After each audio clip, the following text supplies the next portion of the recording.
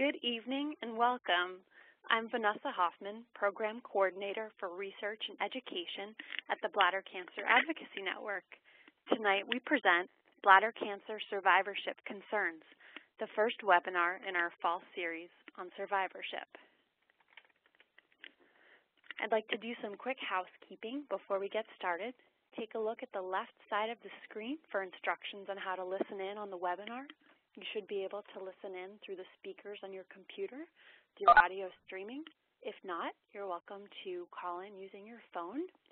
You can click the little phone icon on the right box that says Participants on the right side of the screen, and then you'll get a prompt with a pop-up window with a phone number to call. The number for WebEx tech support is located on the left side of the screen in case you have any difficulties. Throughout the webinar, please type any questions into the Q&A box on the bottom right side of your screen. If you don't see it, there should be a little Q&A box on the top right of your screen that you can click. We will not be answering questions during the webinar, but they will be addressed at the end of the webinar. But you're welcome to type them in as you think about them. This webinar is being recorded, and the recording should be available within the next 2 weeks. I would like to introduce our distinguished speakers now. First, we will have Marianne Borch. She is a nurse leader in the Urology Outpatient Department at the University of Rochester Medical Center. She received the Society of Urologic Nurses and Associates McFarlane Award for the highest score on the certification exam. She has worked as a registered nurse for over 25 years and runs a bladder cancer support group at the University of Rochester. She is also part of Beacon's Women's Outreach Initiative Task Force. Our second speaker will be Heather Goltz, who is Assistant Professor of Social Work and Bachelor of Social Work Program Advisor at the College of Public Service of the University of Houston downtown. Heather received the Beacon John Qualley Travel Fellowship Program Award in 2010 and is also a member of the Beacon Survivorship Working Group. She's a licensed Master Social Worker and has worked as a medical social worker providing supportive counseling and facilitating support groups for individuals living with bladder cancer and other medical conditions. She is also a research investigator. She has over a decade of experience in cancer control, prevention, genomics, maternal and child health, obesity prevention, and health services research and program evaluation. Each presenter will speak for about 10 minutes, and then we'll be able to answer questions for about 15 minutes. I will read out the questions that are typed into that Q&A box. You're welcome to type them in as you think of them. Let's get started.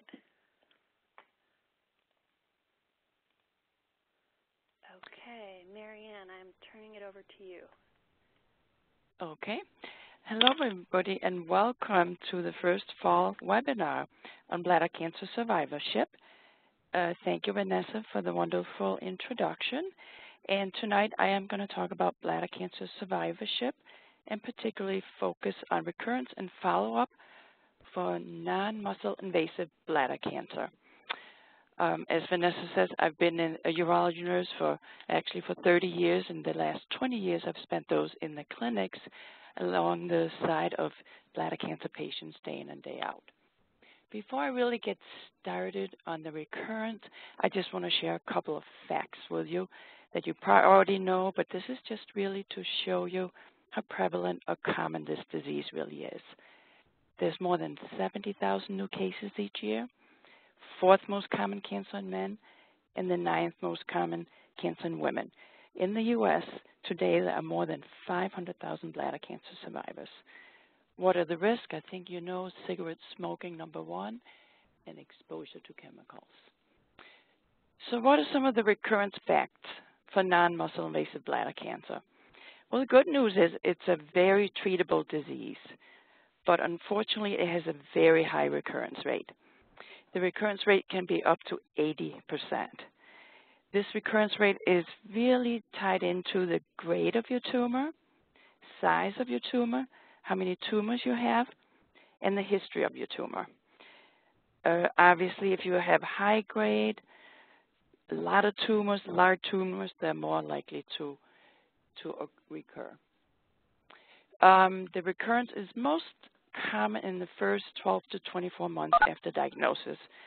But please note here, they can appear many years later, and this is very important. The strongest prognostic factor for recurrence is the result of the first cystoscopy that's done 3 months after you have your first scraping out of the tumor.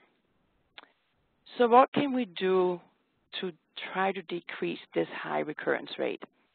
Well, quite often the first time you have your tumor scraped out in the operating room, the physician will put in a chemotherapy in your bladder and let it sit there for an hour or two right in the recovery room.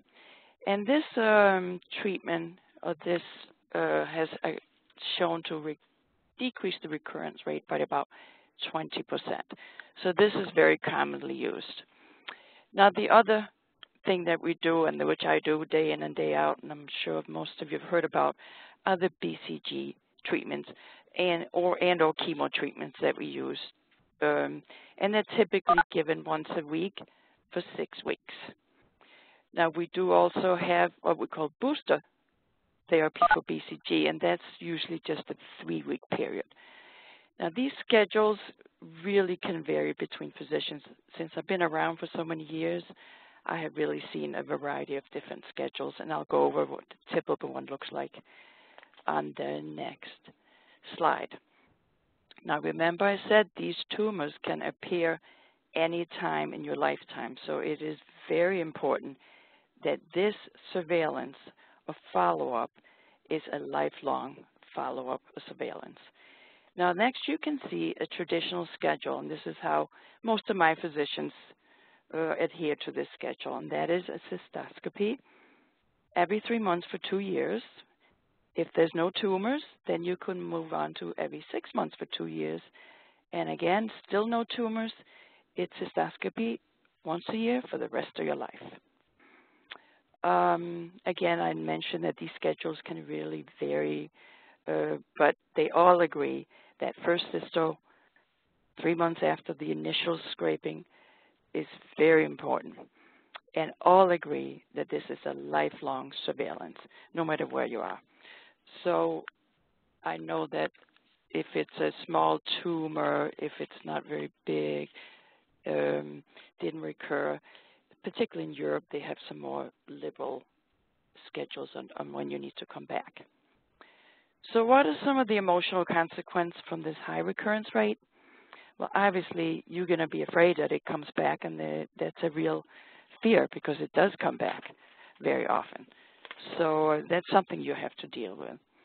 The other thing that I see patients tell me is, you know what, I used to be so healthy, I had nothing wrong with me, and now I'm a cancer patient. So that's a loss of this health status. Of course, with the smoking, I see a lot of patients saying, gee, I wish I never smoked, if only, etc. But again, not all bladder cancer patients have ever smoked. There's a large group that never smoked, and for them, they just feel it's so unfair. They never smoke, they live healthy, they eat healthy, and here this cancer just pops up, and we don't know why. So I see a lot of anger amongst patients. And then, of course, you've got to come back the rest of your life to have a cystoscopy done. That's not a pleasant procedure. It can be uncomfortable. But unfortunately, at this point, it is the best procedure we have to, and the most reliable procedure we have to detect bladder cancer. So what can bladder cancer survivors do to try to live happy lives and productive lives? Well, the first thing I mentioned is try to find a provider you trust and have faith in. And I'm bringing this up because in my region, I'm from upstate New York, we have a lot of rural communities around here with very few urologists around that have expertise in bladder cancer. So we have a large group of patients coming from hours and hours away, 3, 4, 5 hours for the cystoscopies. Even during the winter and snowstorms, they come. And they just tell me, they say, Marianne, we like to come here. We just feel we're in good hands. We know our doctor's an expert and we know we're at the university and we're going to get the best treatment, it's worth the drive. So I find many patients, for them, it's very important that the healthcare provider is someone they really trust. The next thing is educate yourself. Find out, what is your tumor? Is it low grade? Is it high grade? Is it big? Do you have a lot of tumors? An example here is about 6 months ago, my brother was diagnosed with bladder cancer.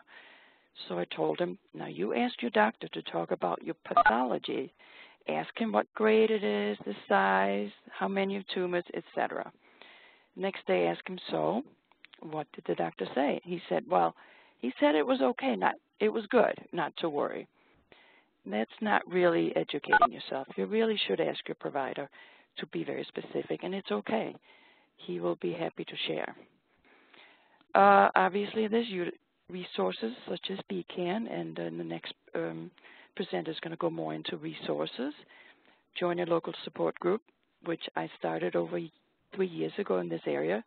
We haven't had one. All the 30 years I have been in the community, we never had one. And I started mainly from a patient asking me to. That's all it took.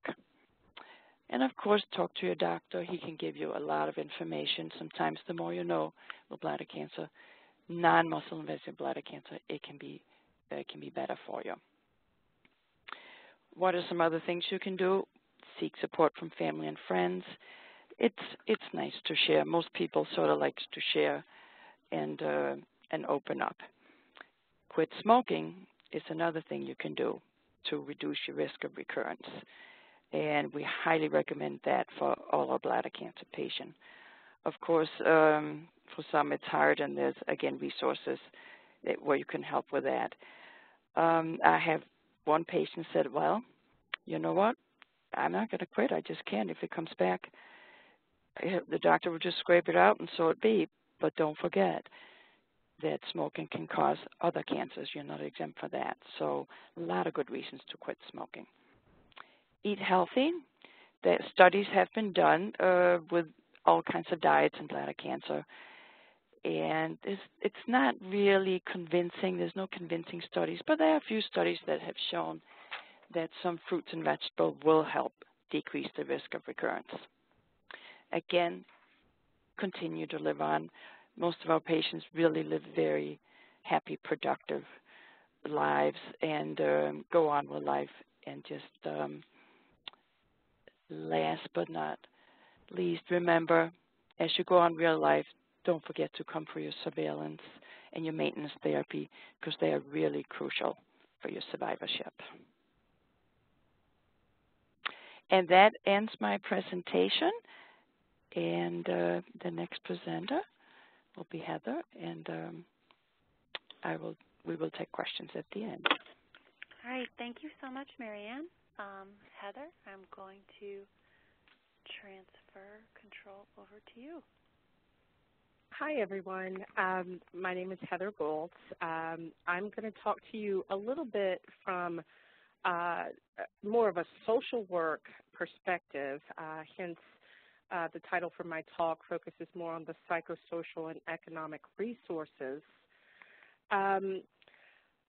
As some of you may know, only about 40% of patients with, for instance, non-muscle invasive bladder cancer diagnosis were considered adherent to this monitoring, this surveillance. Marianne did a wonderful job of talking about BCG therapy and kind of the schedule that U.S. urologists use in doing follow-up. This particular study showed that patients who generally were not adherent with that kind of follow-up regimen tended to be older, low income, and in terms of geographic location, they actually lived further out from some of the larger cancer centers or the physicians, the urologists who tend to specialize in bladder cancer. They also tended to more likely be racial or ethnic minorities. A study that Dave Latini, who is one of the co-chairs of the Beacon Survivorship Working Group and I did a few years ago, we haven't published this data, so you're kind of hearing it first, was that actually 100% of the patients we interviewed for the study, our study, were considered adherent to that follow-up, that surveillance or monitoring schedule. However, they reported different psychosocial or economic issues related to transportation, getting to and from the various cancer centers, hospitals, or urologist offices, the cost of tests, labs, and scheduling. A number of our patients we interviewed were retired. Feelings of depression or anxiety, the fear of recurrence that Marianne covered wonderfully in her talk, and this concept of fear of transmission of the disease post-BCG treatment, where spouses had a fear that they might somehow either transmit the cancer or transmit the tuberculosis bacterium from the BCG to their spouses. Pain was a common concern, and also post-BCG and other treatment-type sexual dysfunction, which we noted quite a lot in survivors. In terms of these cancer centers that we talk about, they are extremely well-funded, and they have some of the best expertise in the country as far as treating bladder cancer. However, during a Beacon think tank a few years ago, when urologists and others who work in these cancer centers were surveyed about existing resources in the cancer centers, they had cutting-edge technologies and cutting-edge treatments and standards of care, but where they kind of fell short were on support groups, survivorship care plans, which I'll go into a little more detail in just a little bit, different programs or protocols for managing certain symptoms that bladder cancer patients and survivors experience, such as bone loss or weight gain, different cognitive challenges or hormonal changes, or ability to hold one's urine or feces, and then also issues of sexual dysfunction.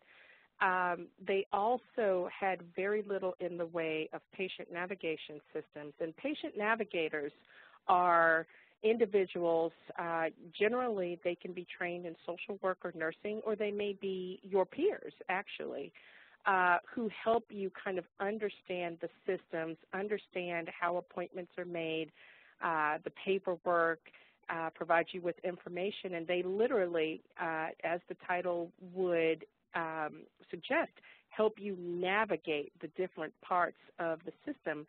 So we just aren't necessarily doing a good job of providing these psychosocial or educational resources for survivors in the cancer centers.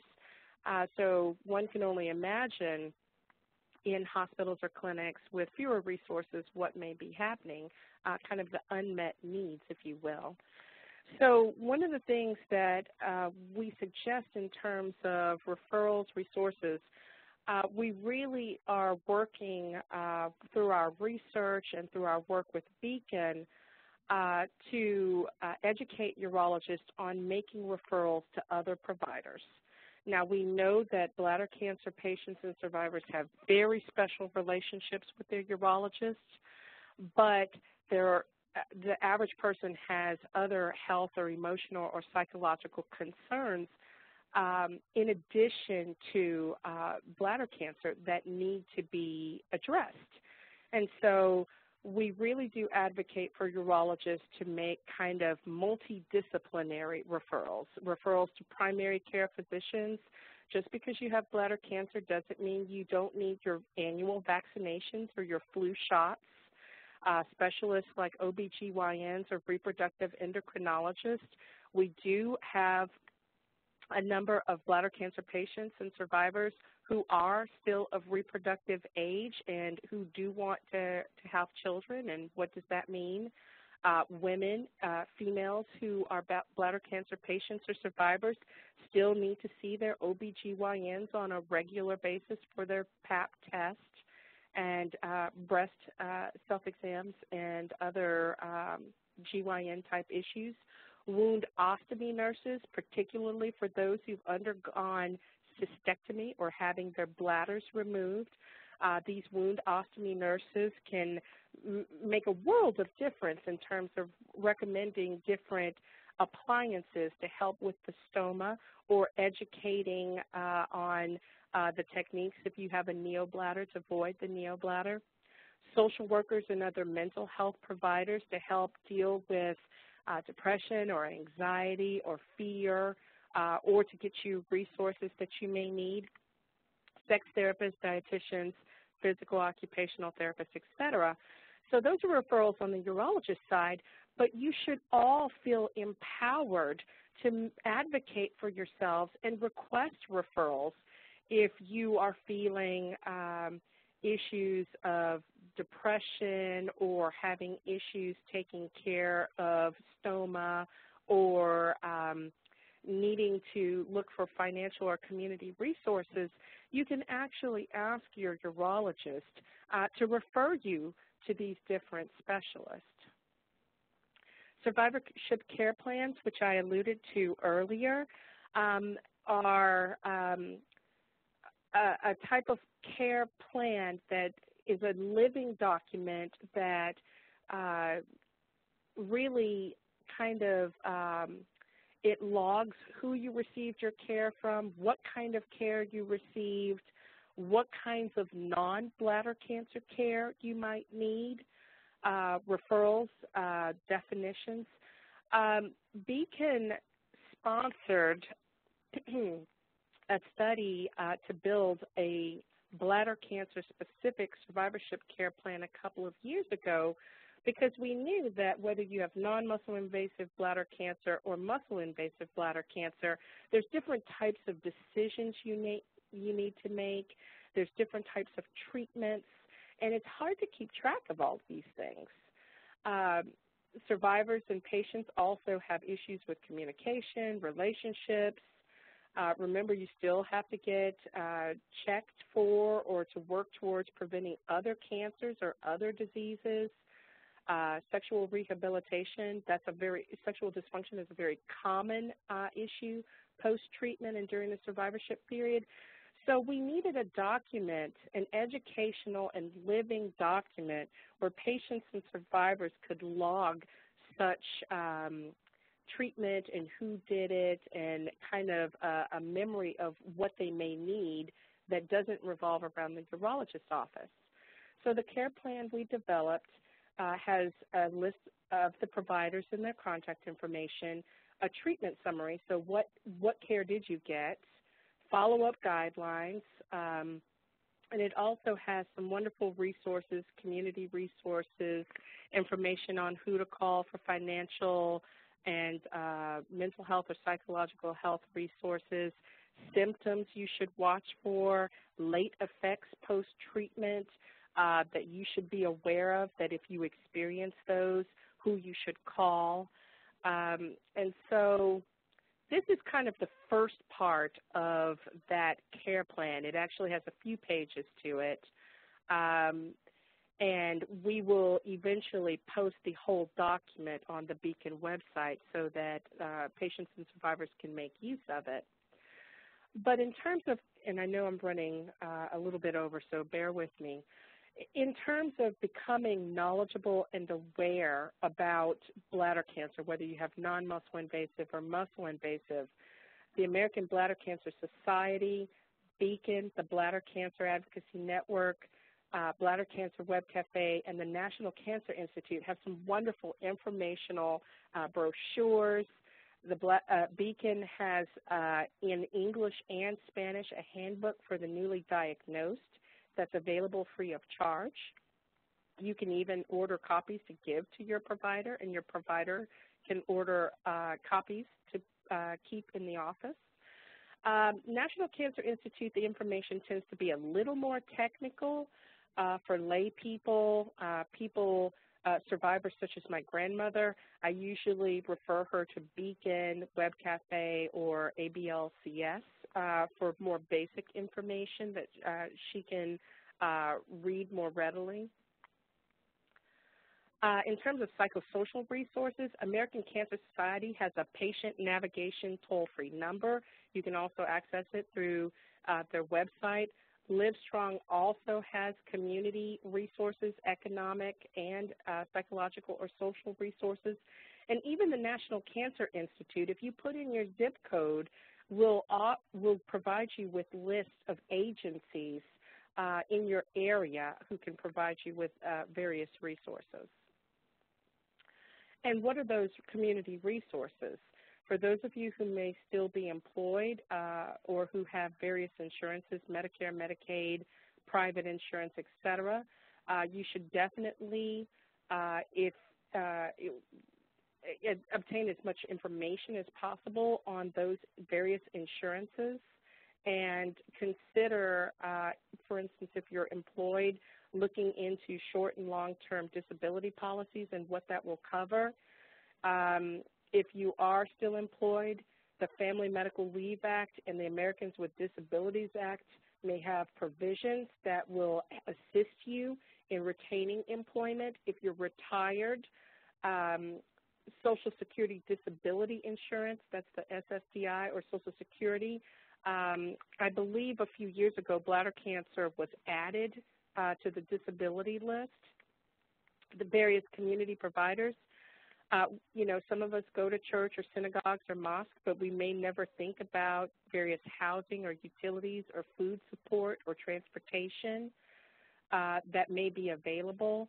Nonprofits in the communities that have the support groups, which a lot of you probably are familiar with, but not necessarily respite services. So for caregivers who may need a break to go shopping or to, get out a little bit and refresh, revive, respite services. There's wigs, prosthesis, and other supplies that can be available through religious institutions and nonprofits. Prescription assistance programs, most of the major pharmaceutical companies will offer free medical prescriptions. And then there's some special cases like veterans or particularly individuals of childbearing years.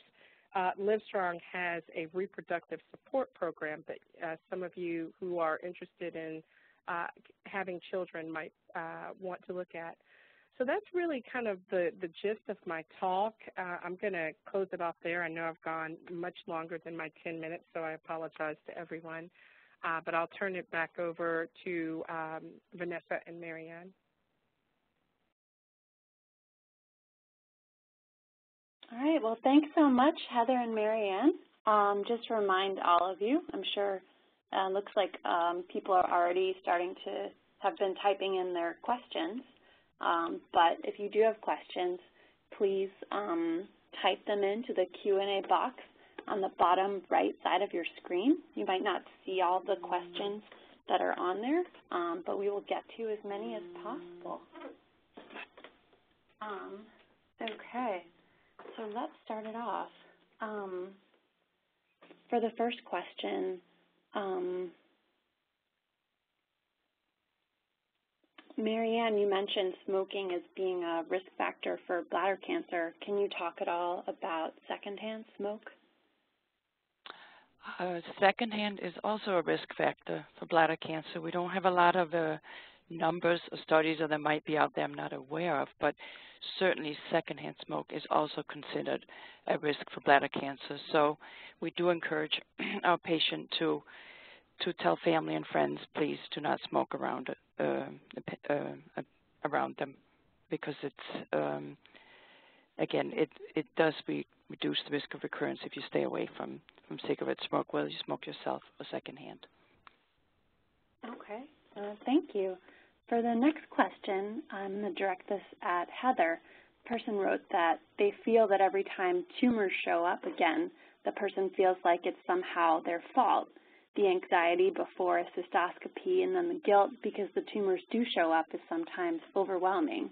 Do you have any comments about that? I do. you know, in having co-facilitated a support group and also done research around this issue, one of the things we find is what you're experiencing and what you're feeling are very common. So, you know, part of my message to you is that you are not alone in this. There's a couple of tips that support group and research participants have given over the years.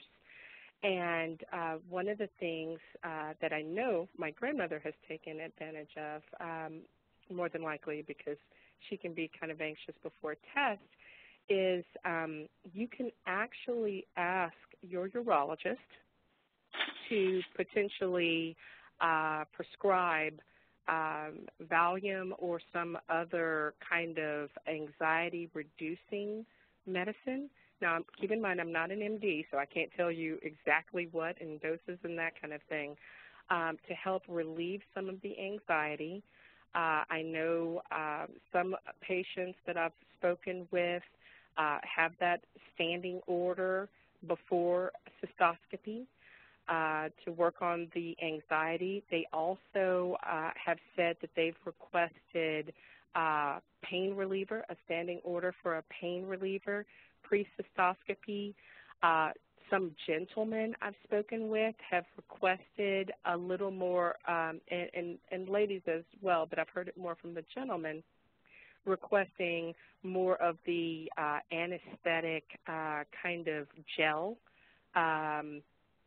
for the kind of flexible tubing that the cystoscope is attached to. And so there's different kind of, I guess you could say, medical interventions, but I know that a number of people will also meditate and practice their breathing or have gone through biofeedback as ways of, as non-medication-based ways of reducing anxiety. But I think one of the things to remember is that you are doing exactly what you need to do. You are part of that 40% who is showing up to have the test done to find out the results, because what we know is when bladder cancer is diagnosed early or recurrence is diagnosed early, that gives patients the best shot at having a good outcome, fewer side effects, longer life. All right. Well, thank you, Heather. For the next question, are there any alternative treatments to bladder cancer? For example, Laetrile and Salvestrols. Marianne, I know you mentioned some of the treatments. Can you take on this question? Alternative treatments to bladder cancer, I'll have to be honest and say I do not know.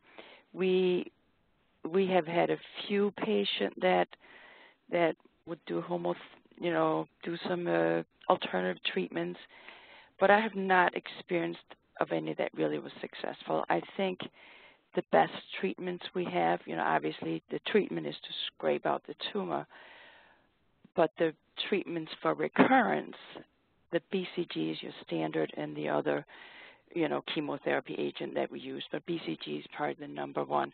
And in the 30 years that I've been exposed, I have not seen any alternative treatments that really has shown any success. I'm sorry to say.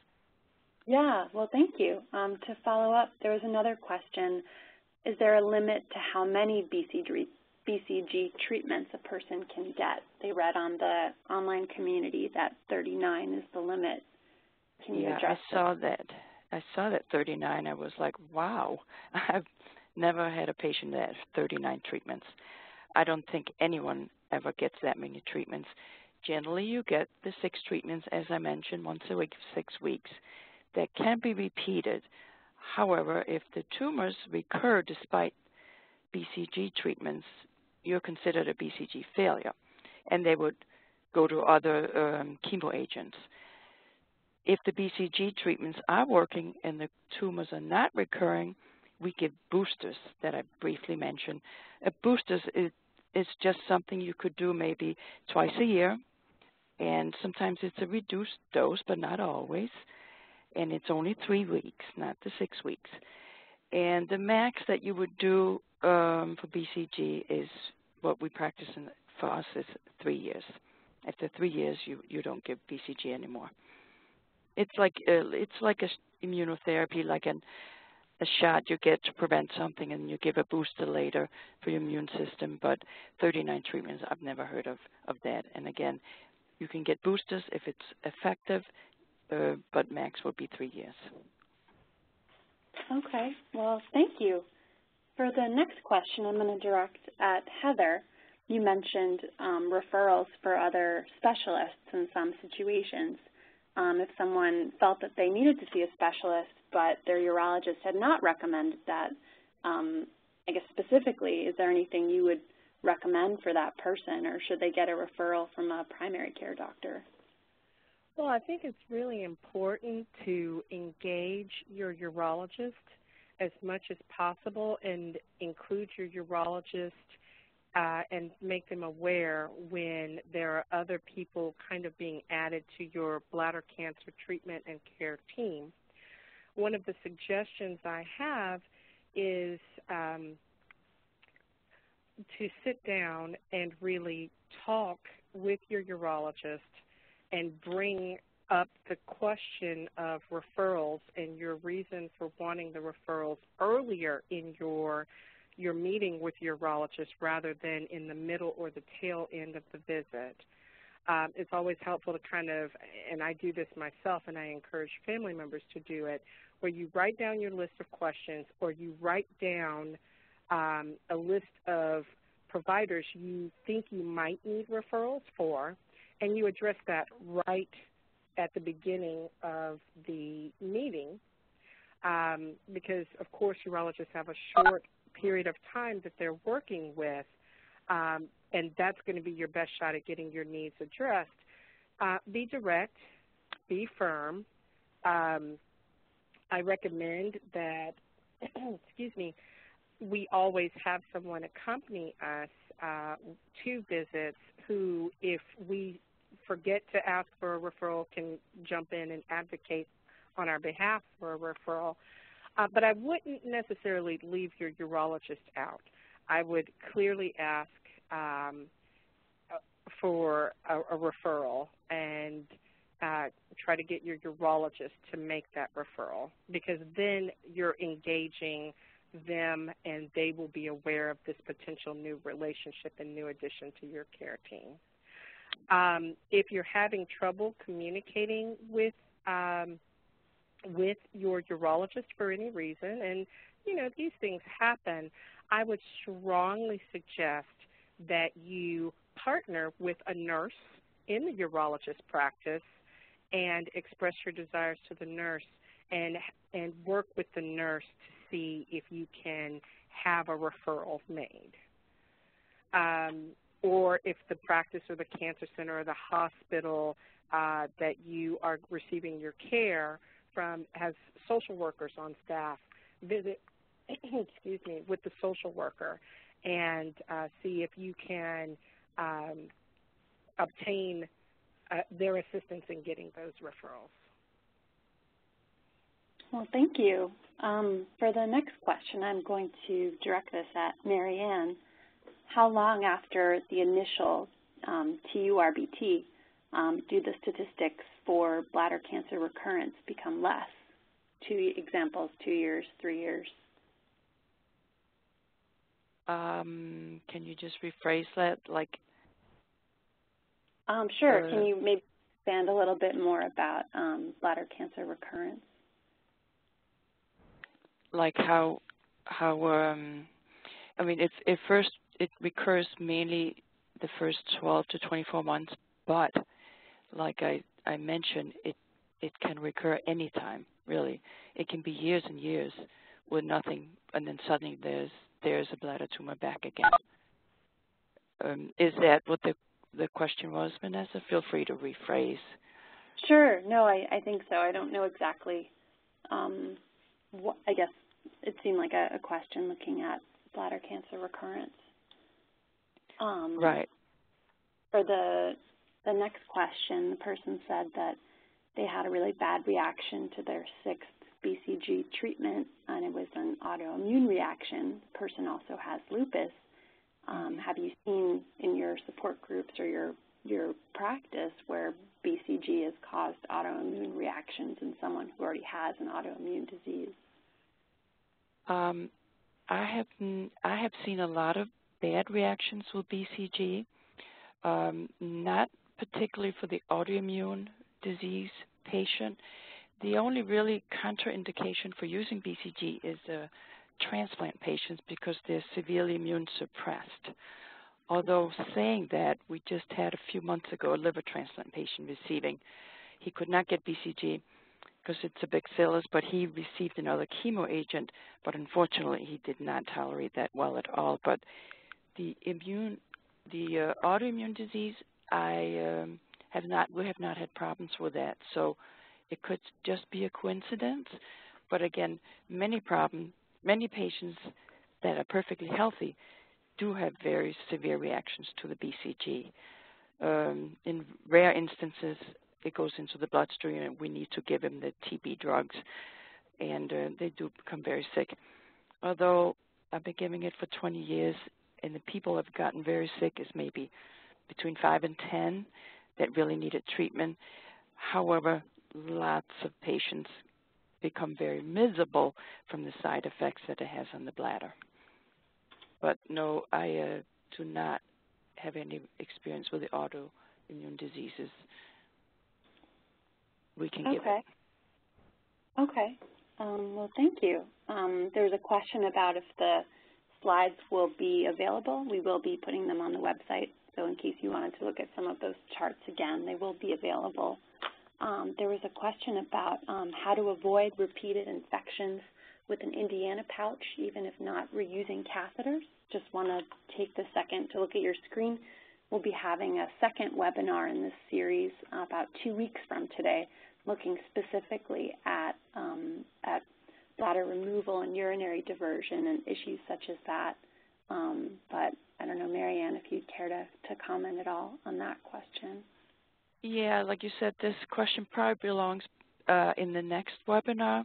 I'm not sure if everyone knows what an Indiana pouch is, but an Indiana pouch is a person whose bladder has been removed and a piece of bowel has been taken out, folded on itself, and you create this pouch.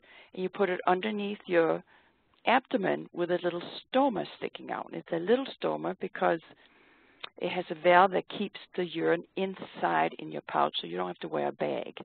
But to get the urine out, you put a catheter through this into the pouch, and you drain your urine out. Now, these Indiana pouches are always a risk for infection. So are the ileoloop diversions, neobladder as well.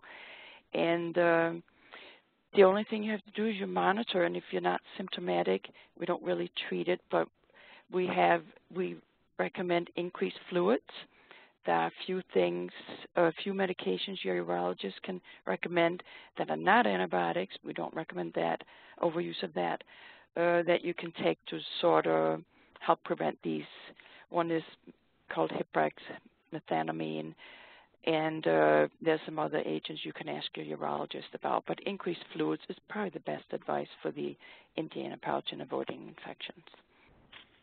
Okay. Well, thank you. I'd like to direct the next question to Heather. You mentioned sexual dysfunction as being part of the potential psychosocial factors for a person living with bladder cancer. Can you comment on that a little more or talk about how it would affect men versus women? Sure, I can talk a little bit about that. What we've seen is that post-BCG treatment, and I know someone asked who's listening in what's BCG, and I'll just simply say it's like a dead bacterium that is used as like a wash of the bladder, and it just kind of scours the inside of the bladder and then leaves the bladder and takes any of the bad bladder cancer cells out, which is an oversimplification, but so it's like a bladder wash. But post-BCG, there can be irritation, as you might imagine, of the bladder and also the lining of the tube, the urethra that exits the penis or out of the vaginal area. And so there's irritation there, and what we have found is that, and there's some age factors involved too, but we found that men can experience erectile dysfunction that may be transient, and so it may come, it may come on. You may have erectile dysfunction, and you may regain normal functioning over time. The only time I've heard of it really being permanent is if someone has had cystectomy, if they've had the bladder removed. And when men have cystectomy, that bladder removal procedure, often the prostate, the seminal vesicles, and other parts of that kind of male anatomy that are hooked into each other in that area are removed to help prevent potential spread of the cancer. So a recurrence won't have a home to kind of get a foothold in. And so when that happens, there's definitely erectile dysfunction that can be permanent there. With women, we've seen loss of vaginal lubrication and some painful sex that may occur, partly because of the lack of lubrication that may go on. When women have their bladders removed, when they have that cystectomy procedure, it's not uncommon to have hysterectomies, and also depending on where the tumors are and the stage, the grade, all that information we bandy around, parts of the vagina may be removed and reconstructed. And so that can also make it difficult for penetration to occur. And so there's a number of dysfunctions or sexual difficulties that can occur that are related to the treatments that are done for bladder cancer, whether you have non-muscle invasive or muscle invasive, which is one of the reasons why we're really promoting that. Number one, you're aware of this when you're making treatment decisions, and number two, that this become kind of referrals to a sex therapist become kind of a standard of care for people who are undergoing bladder cancer treatments to address some of the sexual changes that may be happening, to allow people to grieve kind of that part of themselves that may be very changed, and to help individuals and couples find new ways of being intimate that may not necessarily focus on penetration. All right. Well, thank you so much, Heather. That was a big question. We have time for one more question, and I'll direct this for Marianne, which is, can you explain what aggressive cancer means? Aggressive cancer. Well, I was mentioning the grade, and we generally refer to bladder cancer as low grade or high grade. So it's very important that you know if you have low grade or high grade. The low grade are much less aggressive. They look much more like normal cells than the high grade. The high grade, we consider those to be the aggressive type. So high grade is what we talk about when we talk about aggressive bladder cancer. And a particularly type of bladder cancer, which is in the high-grade group, is called the CIS. It's called carcinoma in situ. It looks different. It's flat, but it is a high grade, and that is particularly aggressive. So when we talk about aggressiveness, that's generally the tumors we find that are high grade. And those tumors are much more likely to move on to become more serious and become invasive and become muscle invasive, versus the low grade, the less aggressive, very rarely progress. Well, 10% of them could progress to become invasive. But so high aggressive is the high grade that we talk about. Okay. There was just, Vanessa, two things I wanted to mention. Do I have time? Sure, I will be very quick. There was two questions. One had a question about a blue light fluoroscopy, blue light cystoscopy, and we have that at our institution. I just want to inform what this is, because it's very important in the recurrence. It is in the operating room when you have your cystoscopy and going to scrape out a tumor. This chemical is put in your bladder, and this fluorescent light is put into your bladder, and all these tumors that you normally cannot see with the naked eye now shows up with this chemical in your bladder, and it's called a blue light cystoscopy. So this has really helped decrease recurrence, because you can now catch these tumors much earlier and get them scraped out, so they will not show up later. So this is something that's a wonderful addition to the reducing recurrence rate. Highly recommend if institution can get these.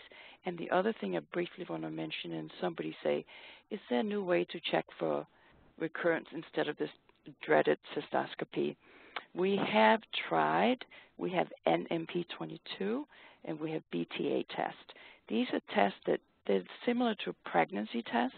You put a couple drops of urine and that little line shows up if it's positive. And wouldn't that be wonderful, instead of having to have a cystoscopy? So unfortunately, they're not 100% reliable. They're nowhere near as reliable as a cystoscopy. They're maybe 70 to 80% reliability. So some of our physicians will use those tests, the NMP22 or the BTA, for those that has not had any tumor in years and years, and they're maybe 10, 15 years out. Every other year they'll do one of these, and then every other year they'll do cystoscopy. Again, it's all up to your physician. But just so you know, there are many research going on trying to find a method of detecting recurrence other than cystoscopy. So that I just want to add those two. Yeah, well, thank you. Well, I'd like to thank Marianne Borch and Heather Goltz so much for presenting and during this webinar, and to everyone who attended and asking all of your questions.